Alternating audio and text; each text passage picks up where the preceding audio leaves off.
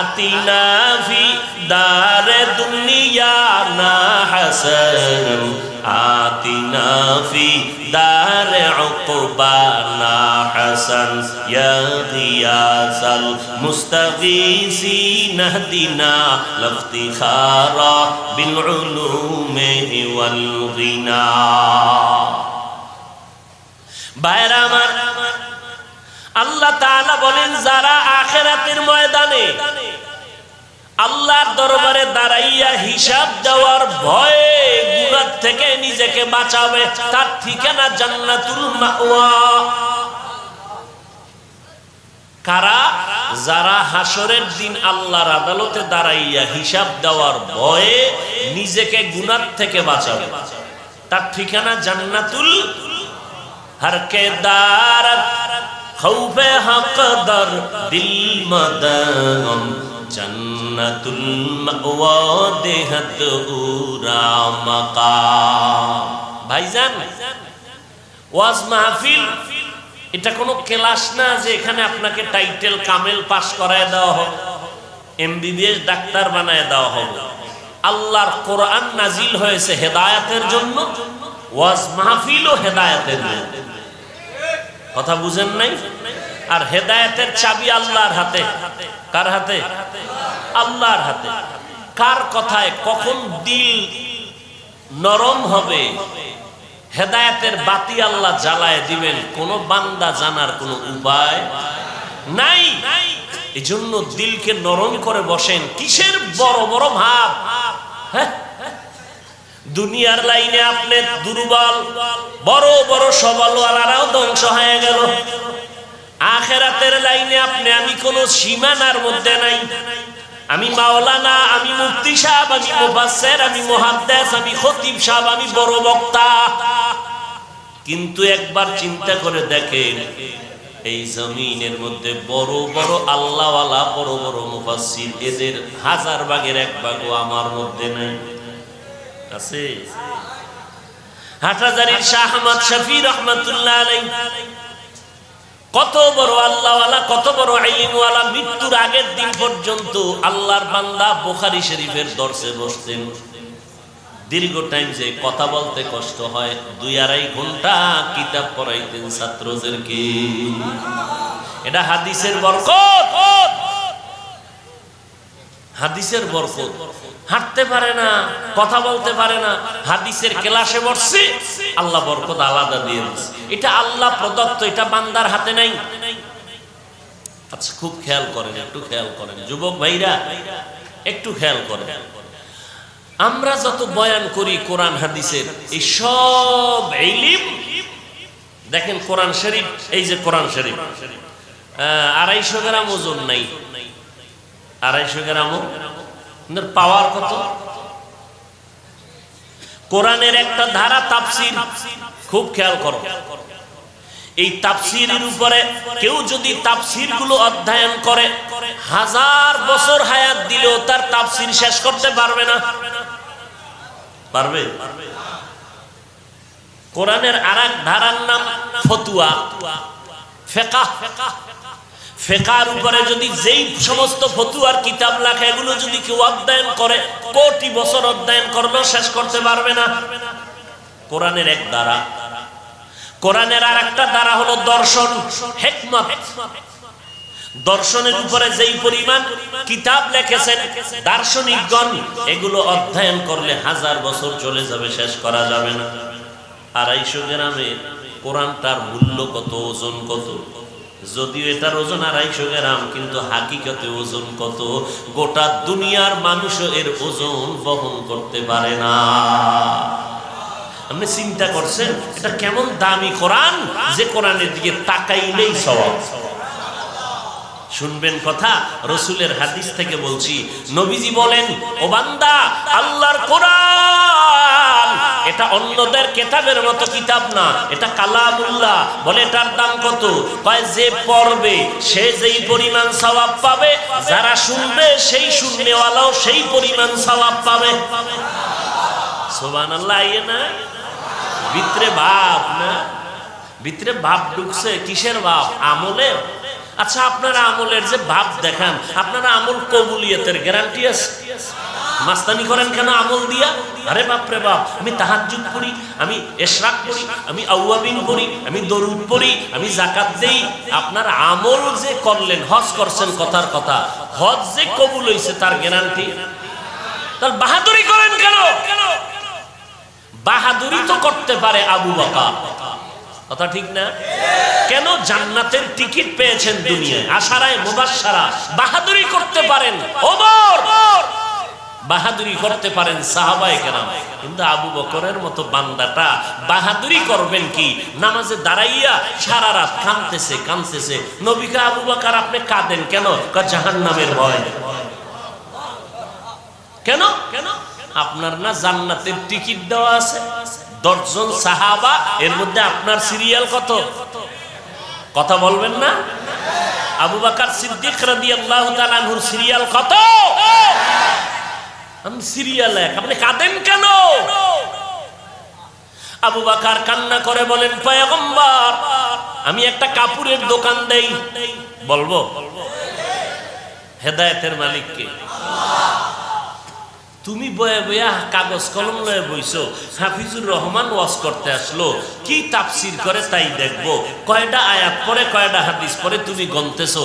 গনতে তোমার ঘড়ির টাইম শেষ। ফট করে দেখো মোনাজাত হয়ে গেছে। তুমি এবার জিহ্বায় কামড় দিয়ে কইলা, কি বয়ান করলো? 2-1টা হাদিস কইলো না, 2-3টা আয়াত কইয়া বয়ান শেষ করলো। কি হইল?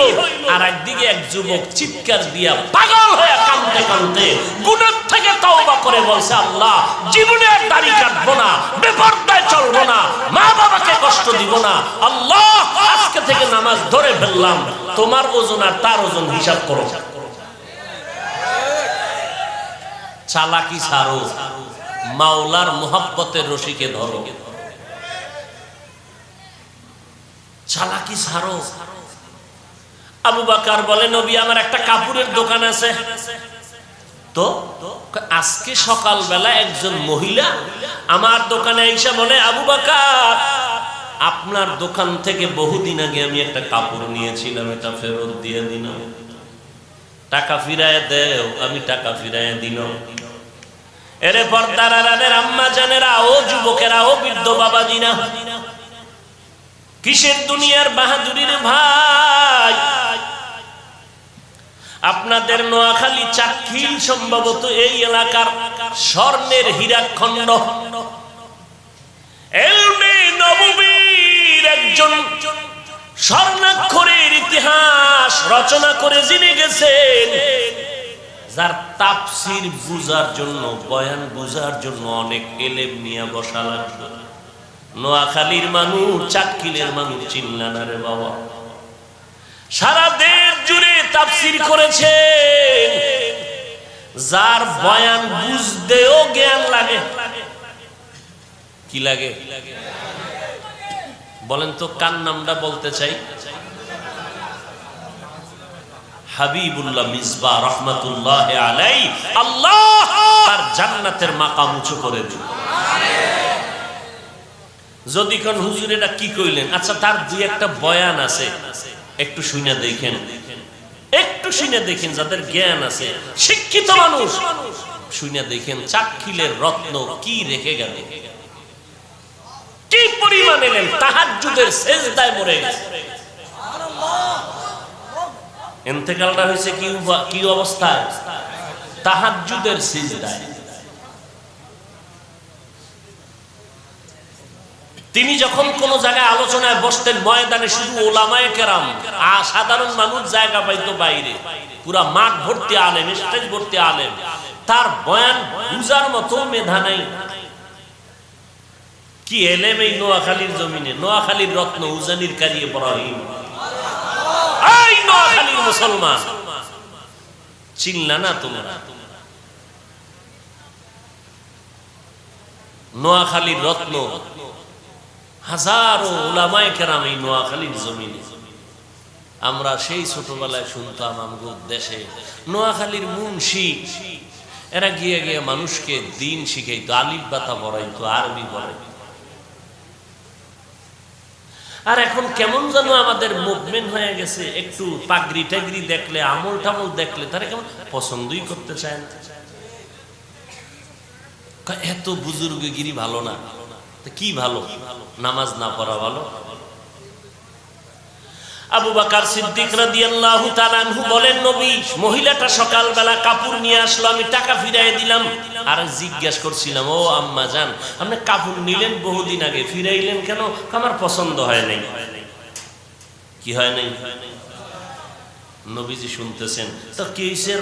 কয়, ও রাসূল, আমি নামাজে দাঁড়াইয়া কোরআনের ওই আয়াতটা পড়তেছিলাম, ইন্নাল্লাহা আশতারা মিনাল মুমিনিনা আনফুসাহুম ওয়া আমওয়ালাহুম বিআন্না লাহুমুল জান্নাহ। আল্লাহ বলেন, আমি মুমিনের জান মাল কিনে নিয়েছি, বিনিময়ে মুমিনেরা জান্নাত দিয়ে দিছি। সুবহানাল্লাহ। না সুবহানাল্লাহ বলার দ্বারা আপনাদের নোয়াখালী মানুষের সওয়াব নাই? হ্যাঁ, আল্লাহ বুঝার আমল করার তৌফিক দান করেন। তো এটা তো খুশির কথা। আল্লাহ কইছে জান্নাত দিছি, জানমাল নিয়ে নিছি, তো খুশির খবর।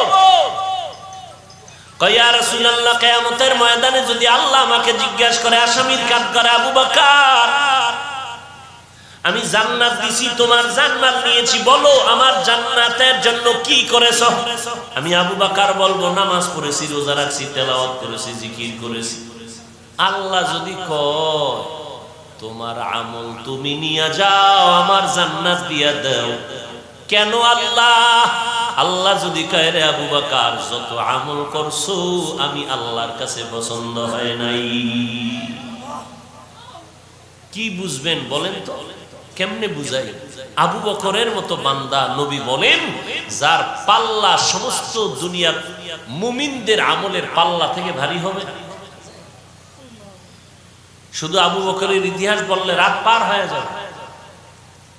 নবীজি কারো কাছে দিনের দাওয়াত দিতেন, টাকা চাইতেন না, বলতেন কিছু চাই না, বিনিময়ে কিছুই চাই না, ফ্রি দাওয়াত দিতেছি কাফেরদের কাছে।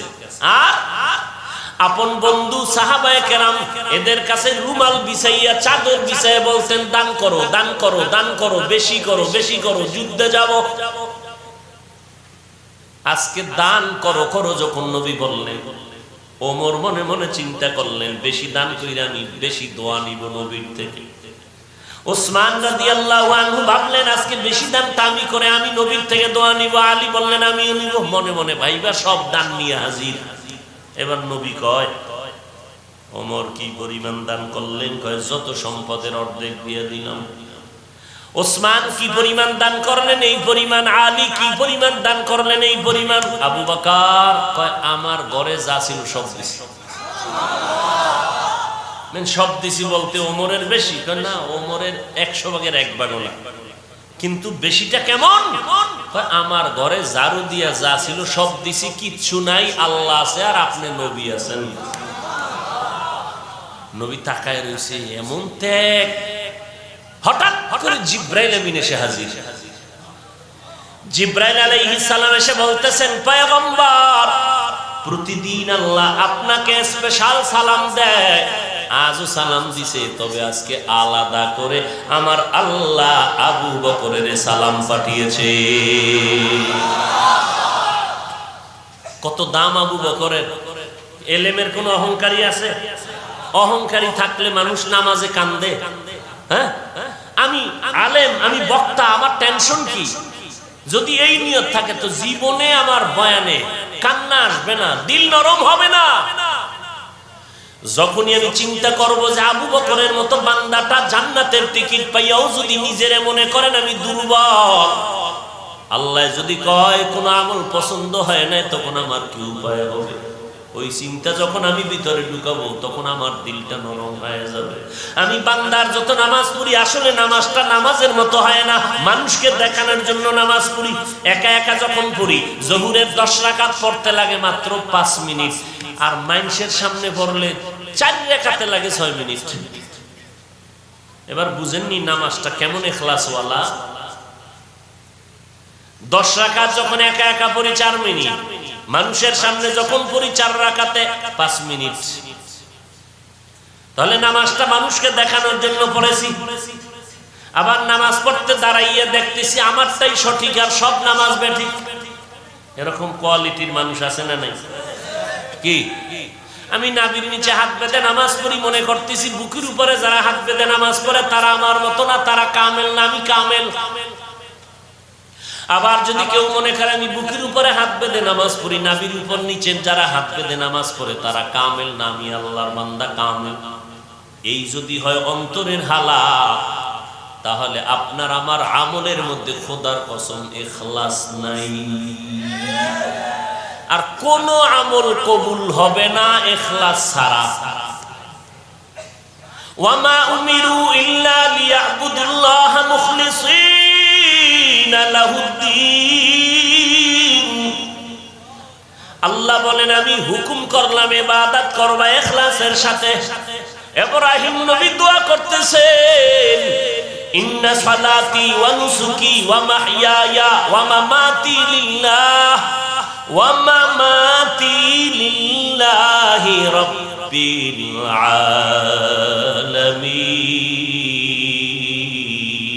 আলামিন।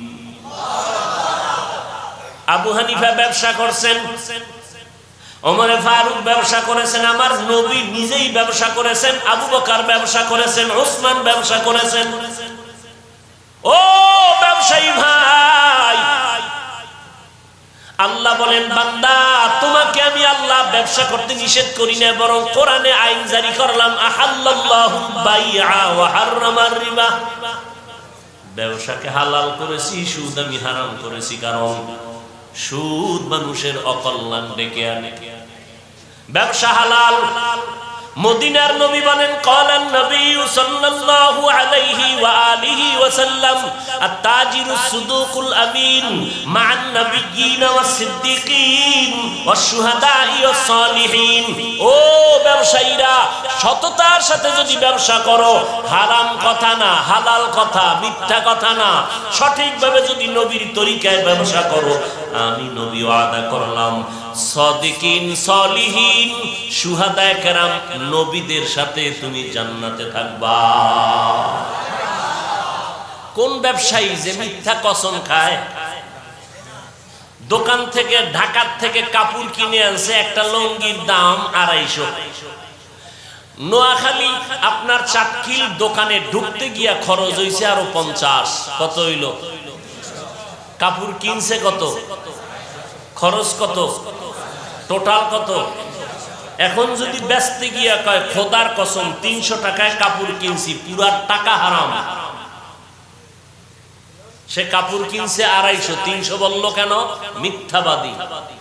তো কেমনে বলবে কাপড় কিনেছি, আমার দোকান পর্যন্ত 300 টাকার উপরে খরচ, আপনি আমাকে 20 টাকা বাড়ায় দিবেন, না হয় পারবো না। এই হালাল ব্যবসায় মানুষ খুশি না বেজা? প্রতিদিন মানুষটা এক তাবিজে সজায় বলবে যে না আর কোন দোকানে যাবো না, কাপড় চুপুর লাগলে এই দোকানে আসবো, কারণ এই লোকটা কখনো মিথ্যা। তাহলে কাস্টমার কমলো না বাড়লো? হ্যাঁ, নবীর তরিকা ছাড়া শান্তি নাই, ইখলাস ছাড়া আমল কবুল হবে না। ও আল্লাহর বান্দা, আল্লাহ বলেন আমার দরবারে দাঁড়াইয়া হিসাব দেওয়ার ভয়, আবু বকর ভয় করিয়া নামাজে দাঁড়ায় কান্না করেন। ওমরে ফারুক ঈদের দিন দরজায় তালা লাগাইয়া কান্না করেন, আমার কি উপায় হবে হাসরের ময়দানে? আপনার আমার কান্না তো নাই। ওই কেউ যদি কান্না করে, তারে দেখা কত আল্লাহর বান্দারা ঠাট্টা করে, করেনি? দেখছনি কেমন বেহায়া মানুষের সামনে কান্দে। আবার কি করে, দেখ ও হুদা উমাউ করে, চোখে কোনো কি নাই, কি নাই। তোমার মন্তব্য শুনবো না মদিনারটা শুনবো? দিশেহারা হয়ে গেছে। শুনো মদিনার ওয়ালা কি করে। ক্বালান নবী সাল্লাল্লাহু আলাইহি ওয়া আলিহি ওয়া সাল্লাম, ইবকু ফাইল্লাম তাবকু ফাতাবাকু। ও উম্মতেরা কাঁদো, কান্না যদি না আসে কান্নার বাহানা করো, বাহানা করলেও সওয়াব। তাহলে কান্না আসে না, বাহানা করলেও কি? আর আপনি তিরস্কার করতেছেন। কত বড় জাহেল আপনি, কত বড় হতভাগা আপনি জানেন? রসুল কয় কান্না করো, আল্লাহ কোরআনে কয় বেশি কাঁদো। ফালিয়াযহাকু কালিলা, কম হাসো, ওয়ালিয়াবকু কাসীরা, বেশি কাঁদো। কেন? আল্লাহ কান্নাকে বেশি পছন্দ করেন।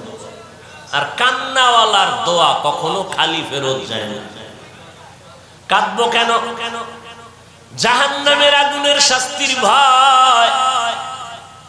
ও আল্লাহর বান্দা, অমুক হুজুরে কেমন, অমুক লোকটার ছেলে কেমন, অমুক হাজী সাহেব কেমন, সব বাদ দেন। নিজের ছেলের হিসাব করেন, মেয়েটার হিসাব করেন, স্ত্রীর হিসাব করেন। কারণ আপনার ছেলে মেয়ে স্ত্রী যদি হাসরের ময়দানে বিপদে পড়ে, আপনাকে জবাব দেওয়া লাগবে, বাঁচার উপায় নাই। এই জন্য নবী তাবিজ দিয়ে গেছেন ১৫০০ বছর আগে, ও সন্তানের মা বাবা, সন্তান যদি ৭ বছরে পড়ে তখন নামাজের দাওয়াত দাও। ১০ বছর যখন হয়ে যাবে তখন তুমি শাসন করিয়া নামাজের মুসাল্লায় উঠাও। শাসনের নামে শোষণ করবা না, সাবধান। সন্তান অন্যায় করছে, কি পরিমাণ? কয় একটা ধমক দেওয়ার উপযুক্ত পরিমাণ অন্যায়। তো একটা ধমক দাও, ২টা দিলে দ্বিতীয়টা হবে জুলুম। ও শিক্ষকেরা, ছাত্র অন্যায় করেছে, কি পরিমাণ? কয় একটা বেতের বাড়ি খাওয়ার মতো ওজন পরিমাণ অন্যায়, কথা একটা দাও। ২টা দেওয়া জুলুম। এইবার কয় যে অন্যায়টা যে করলো তার ওজন কেমন, ওই ওজন পরিমাণ বেতের বাড়িটা দিও।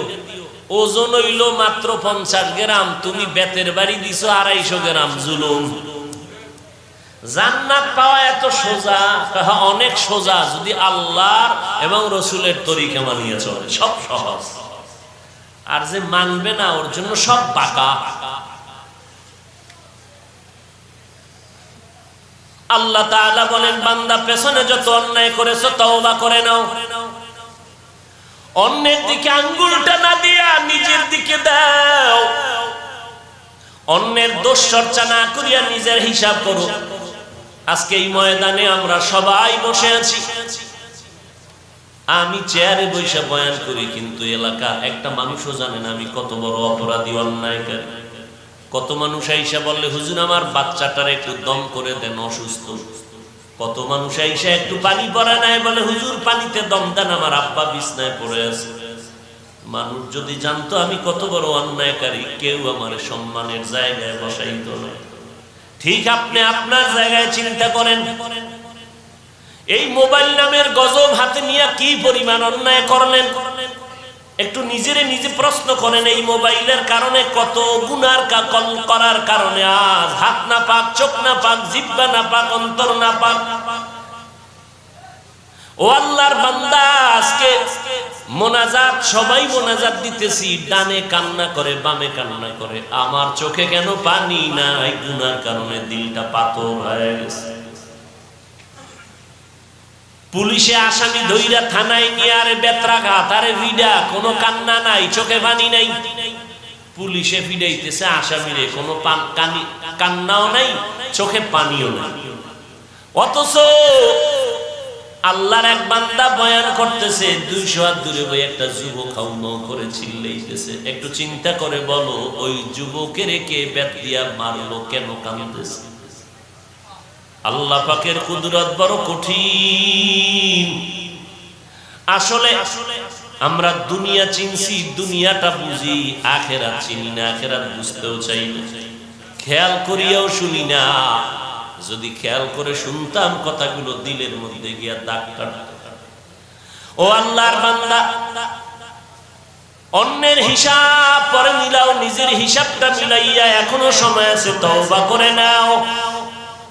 ও ভাইজান, আমরা যারা নবীর তরিকা মতে টুপি দাড়ি রাখলাম, নামাজ পড়ি, পর্দা করি, হালাল খাই, দুনিয়ার সব বিধর্মীরা আমাদের পিছনে লেগে আছে। মাদ্রাসা বন্ধ, ওয়াজ মাহফিল বন্ধ, কোরআনের আওয়াজ বন্ধ। এই ষড়যন্ত্রে বিধর্মীরা কাজ করে কি করে না? আবার এদের সাথে একদল অন্তর নাপাক ওয়ালা মুনাফিক মুসলমানও সহযোগিতা করে, আছে না নাই? এবার আমার প্রশ্ন, এত দুশ্মনের মাঝেও দুই চোখ দিয়ে তাকাইয়া আল্লাহকে সাক্ষী রেখে বলেন রসুলের তরিকায় যারা চলি আমগো সম্মান কি কম? তাহলে কিয়ামতের দিন যেদিন ক্ষমতা একক হবে আল্লাহ, সেদিন কেমন সম্মান হবে?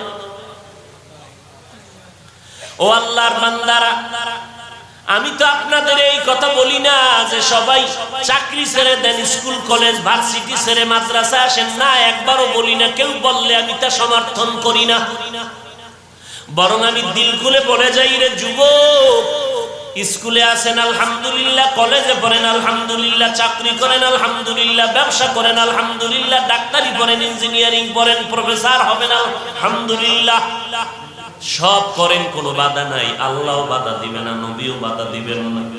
তবে দাবি মাত্র একটা, আমার মালিক আমার আল্লাহ, আর আমার কেউ আপন নাই। আমার নবীর তরিকা সারা দুনিয়াতে আর আদর্শ জমিনে না, পবিত্র আদর্শ আর একটাও নাই। যেই নবীর আদর্শ পাইয়া মক্কার বর্বর মানুষগুলো পবিত্র হয়ে গেল, ওই আল্লাহর হুকুম মতো নামাজ পড়বেন, নবীর তরিকায় চলবেন, মা বাবার খেদমত করবেন, উলামায়ে কেরামের পরামর্শ নিয়ে চলবেন। কারণ আমি কোরআন বুঝি না, হাদিস পড়তে পারি না, আরবি কোরআন বুঝি না, আরবি বুখারী পারি না। এখন আমি ইসলাম নিয়ে চলতে হলে যারা হাদিস পারে, কোরআন পারে, তাদের কাছে যেতে হবে না? তাদের কাছে যাওয়ার মানে তার গোলামি করব না। তিনি আমাকে জান্নাতের পথ দেখাবেন, ওই পথে আমি চলবো। তিনি নবীর সুন্নতের আমল বলবেন, আমি তা মেনে চলবো। গোলামি করব আল্লাহর আদর্শ মানব মদিনার। আমরা দুনিয়ার কোন বান্দার গোলাম হতে পারবো? হওয়াও জায়েজ নাই। গোলামি করব কার? গোলামি করব আল্লাহর আদর্শ মানব মদিনার। তবে আল্লাহর গোলামি, নবীর আদর্শ আমি চিনি না। যারা চিনে তাদের কাছে গিয়ে আমি চিনিয়া আমল করব। ও আল্লাহর বান্দারা, আজকে নামাজ পড়েন, বলবেন হুজুর কথা তো সুন্দর, নামাজ পড়া দরকার, কিন্তু কেমনে? চাকরি বাকরি করিয়া, ব্যবসা করিয়া, স্কুল কলেজে পড়িয়া পারি না নামাজ পড়তে। এবার আকল আল্লাহ দিয়েছেন, একটু চিন্তা করেন। আপনার আমার মতো যুবক, স্কুল কলেজে পড়ুয়া, দাড়িওয়ালা, নামাজি যুবক, মিথ্যা বলবেন না, আছে না নাই? বালিশে মাথা লাগায় 1 মিনিট নিজের বিবেক নামের আদালতকে প্রশ্ন করবেন, আমার মতো যুবক স্কুল কলেজে পড়িয়া যদি দাড়ি রেখে নামাজ পড়ে, আমি পারবো না কেন?